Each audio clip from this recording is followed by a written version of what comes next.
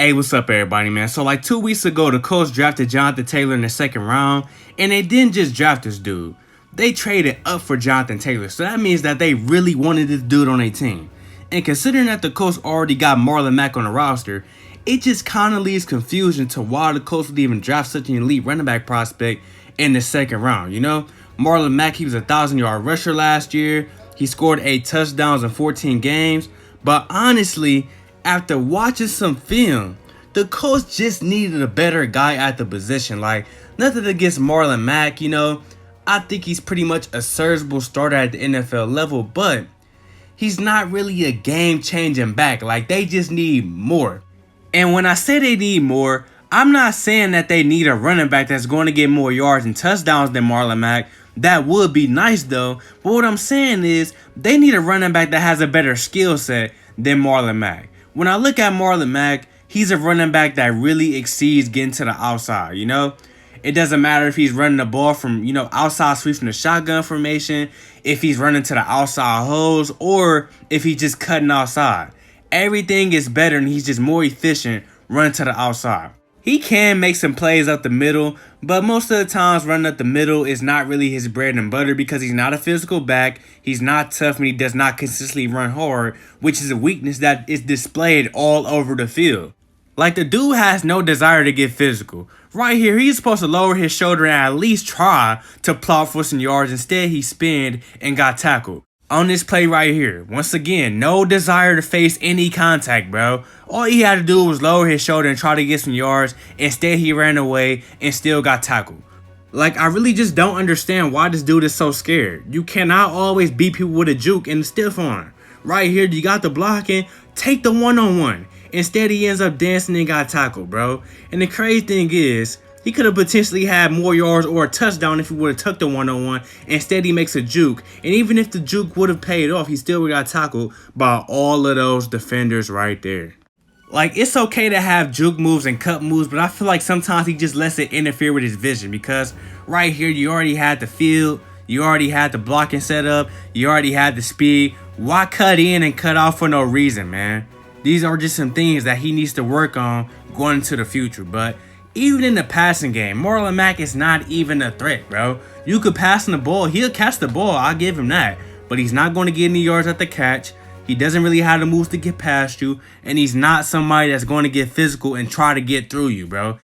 And one more time to keep this clear. Marlon Mack is not trash. He's a serviceable starter at the NFL level. But they just need more. And that's where Jonathan Taylor comes into play, because the Colts, they are in a situation where they finally got another, good quarterback. They had Andrew Luck. He ended up retiring on them. They were stuck with Jacoby Brissett. Jacoby Brissett was doing pretty good, but, he wasn't enough either. So, Phillip Rivers, he's here.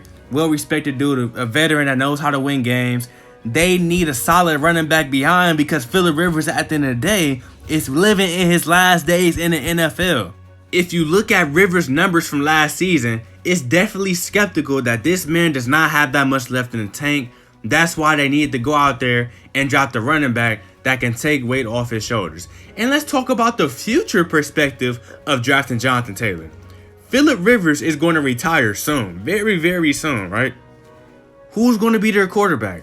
Is it going to be Jacoby Brissett? Is it going to be Jacob Easton? Or is it going to be another young rookie? Or is it just going to be some average Joe, They need to make sure that they have a solid running back that can be a realistic backbone to take weight off of these quarterbacks' shoulders. That's why they went out there and got Jonathan Taylor. Jonathan Taylor, no offense to Marlon Mack, but he has way more potential than Marlon Mack. Like, this dude has elite potential to be one of the best running backs in the NFL. He's 5'10", he's 226 pounds, he got the size. He's a patient runner, he has breakaway speed for sure. I'm pretty sure you saw it throughout the video. Once he hit the second level and he got open field, he's pretty much gone. He runs hard, he's a physical back, he's tough, he has good vision. The dude is an elusive back that knows how to make people miss and break tackles. Matter of fact, he actually made 87 missed tackles last season. He also had 1,257 yards after contact. And when you talk about his college career in general, over 3 years, he ran for over 6,000 yards, 50 touchdowns, and he ran for 6.7 yards per carry. Last year specifically, He ran for over 2,000 yards, and he was a Heisman candidate, bro. And I know I was basically only showing highlights of Jonathan Taylor, but I actually did watch some of the games of him against certain opponents. I just don't want to get no copyright on my video. You got to understand where I'm coming from. But based off everything I've seen, I feel like Jonathan Taylor should have been the first running back off the board. But the reason why he wasn't the first running back off the board is because he has a fumbling issue. It doesn't matter how good you are. If you got a fumbling issue, you are going to lose value, especially when there are other good running backs in the draft class as well. He was going to lose some value, but he ended up getting picked up in the second round. If he translates his game and he's able to protect the ball, he can be that backbone the Colts need, and he can be one of the best running backs in the NFL, you know? Nothing against Marlon Mack once again. To make this clear one more time, Marlon Mack, I think he's a pretty good running back. He's definitely a serviceable starter, but they just needed more. But that's how I feel. Let me know what y'all think in the comment section about both. And if you disagree, I'm already prepared for people to disagree. Just come with some type of respect, man. Y'all be dogging me low-key, man. Come with some respect. Like, comment, subscribe. I got more content coming soon.